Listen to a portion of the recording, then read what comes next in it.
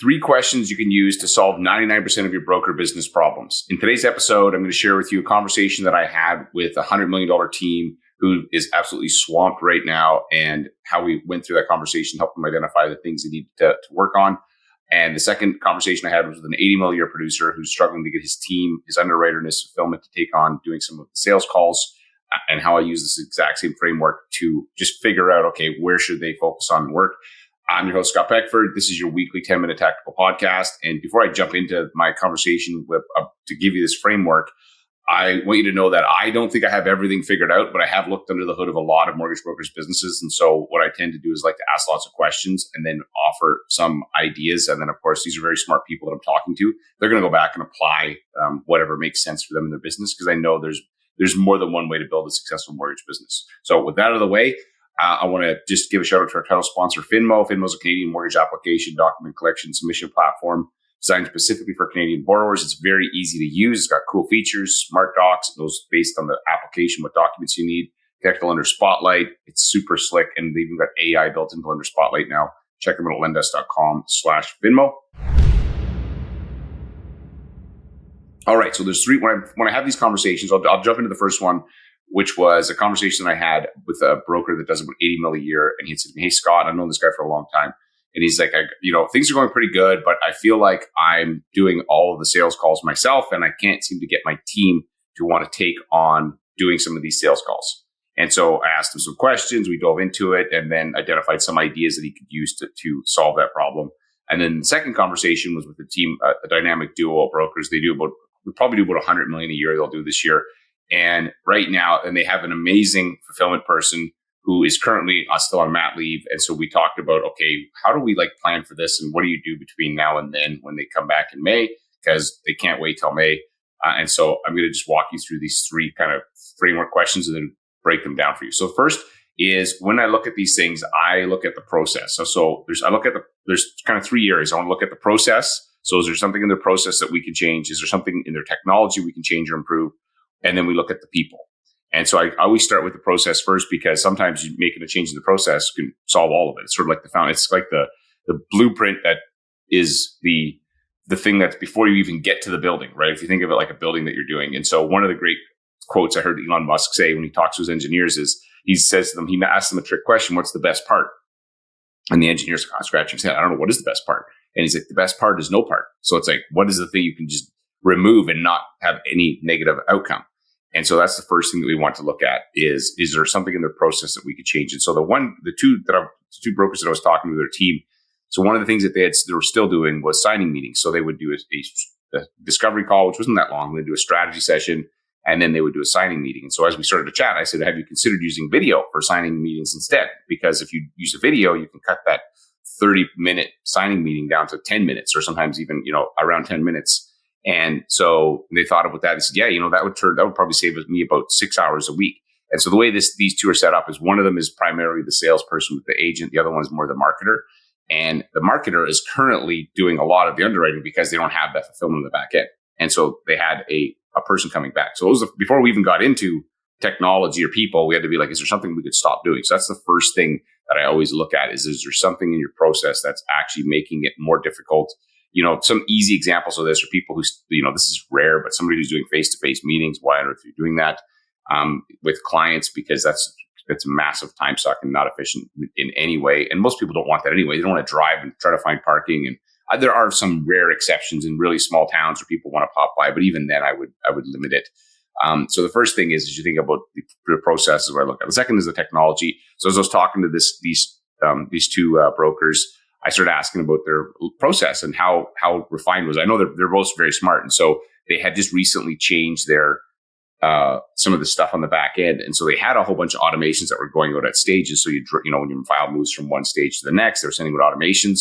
And so that really helped in terms of just reduce the volume. Doing that actually reduces the volume of times the clients are going to be reaching out to you looking for updates, which means you've got more time to work. So if you don't put some of those big steps in place, you're going to have more touches per file because you're not being proactive. And so we chatted about that, and they had turned some of them off because they wanted to change some things. And so I just made the suggestion, is there somebody you can pay to just turn them all on for you? the problem is sometimes we think that we have to solve these problems, but it's like, okay, could I pay somebody a couple $100 to just go in and get them all fixed for us so that they're up and running? That is my default. In most cases, that's the first thing that I look to try to do. I don't actually look to try to do it myself. My question is, who can do it for me? And I'd rather pay somebody a little bit of money to get it set up because they already kind of know. But the problem is that if it's on, these two brokers that are super busy, if it's on the salesperson's desk, then she doesn't have time to do it. If it's on the other person's desk who's doing the underwriting, who wants to be doing the marketing to go out and shake the tree for more business, that's not going to work. So it doesn't get done. And so if you want to, again, it's going to buy you some time by turning those automations back on. And so if you don't have automations, then you should definitely be something to think about. So the second step was you look at the technology. So first we did the process, and we looked at the technology, and I was like, okay, well, that's really simple. Just turn them back on. And they're like, but again, it was a time problem. So I was like, we'll get someone to do it for you. Just pay someone to set that up. And then the last piece is the people questions. And so then we start asking about the people and and people is actually the most, personally, there's something I've been learning. People are the most important part because you can have the best technology, the best process, but if you have the wrong people, they won't follow it. Or if you have the wrong person, as they say, in the wrong seat on the bus, it's not going to work either. And so it still comes down to getting the right people. But before I get to the people, I want to do everything I can do to set the people up for success.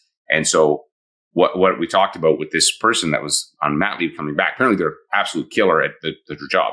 But as I start digging into it more, it turns out that this person wants to be a mortgage broker and wants to kind of build their own thing. And so I said to them, that's fantastic. Here's your problem though. That person, if they're as good as you say they are, they're probably not going to want to keep working for you forever. So even if you right now, they come back to work and you solve the problem of them helping you out, that's only a temporary solution. So we need to actually come up with something longer term. And so what we had discussed when we looked at the people, as I said, is that maybe you guys need to consider hiring another person that you could bring on sooner than you think, so that this killer assistant you already have can train the new assistant, right? So you bring on this new person, it creates increased capacity. You can have the assistant who's probably going to potentially, move on to they'll still work at their company, but doing their own mortgages. And so now you have somebody that you can put in place to train. Instead of you bring them in place, all of a sudden, everything you think you've kind of solved the problem, but all you've done is kicked it down the road. And now you're going to 6-12 months down the road, you're like, shoot, we're back to square one. When I would say do it sooner and get the other person to do the bulk of the training so that you don't have any stop in your production. So that was kind of how we went through that. They left that and said, okay, yeah, we'll go back and we'll think about what we want to implement.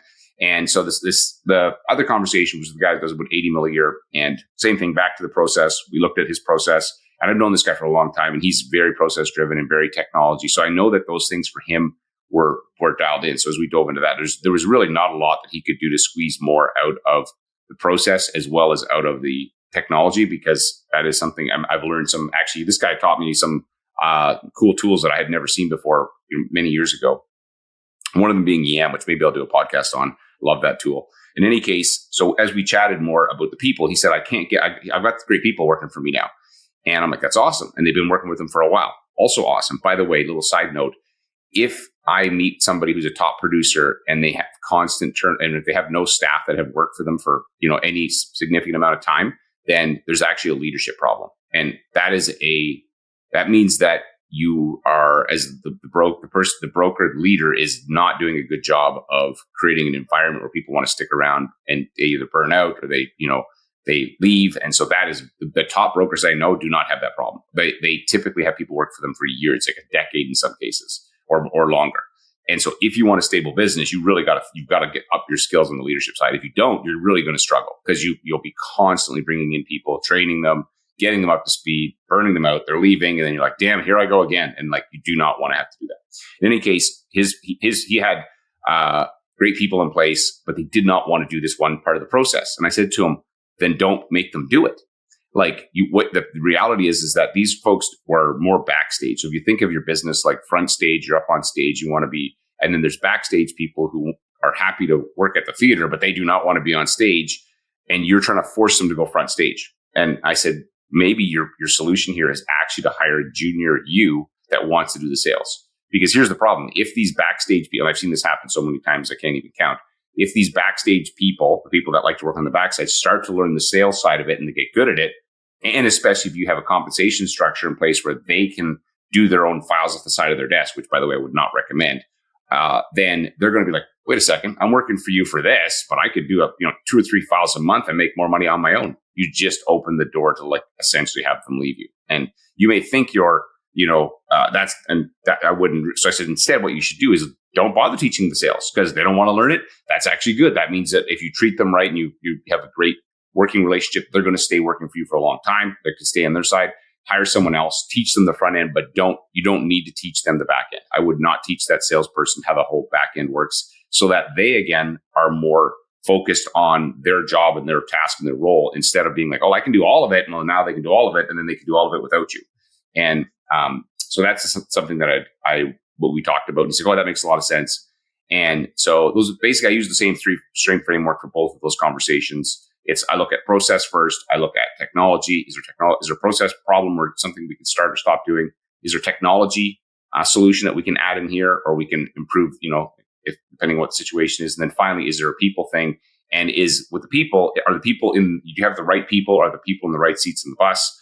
And do you need to hire? And often we need to hire before we think we do. And usually you want to get ahead of it because by the time you are redlining, it's probably too late. One last thing that I just talked about letting, if you have staff members or team members working for you and letting them, I would not personally let them do files on their own, like off the side of their desk. Here's because they do one, they go, wow, that was pretty good money and I didn't take that much work.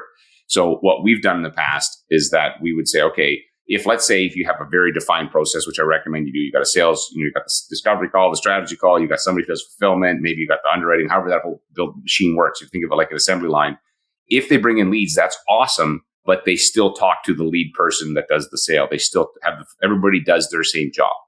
What you don't want is having people jumping around doing other jobs because it's a distraction from their main job. And also you end up creating a environment where they're just going to be like, why am I doing this? I should just leave. Anyway, I hope you find that helpful. And next time that you're trying to solve a problem, I'd encourage you to think about it that way. Think about process, think about technology, think about people in that order, and see if that helps you. Thanks again for listening to this episode. If you haven't followed me on Instagram, I've been putting a lot more tactical content on there. You can go check that out on Instagram. And I will see you on the next episode.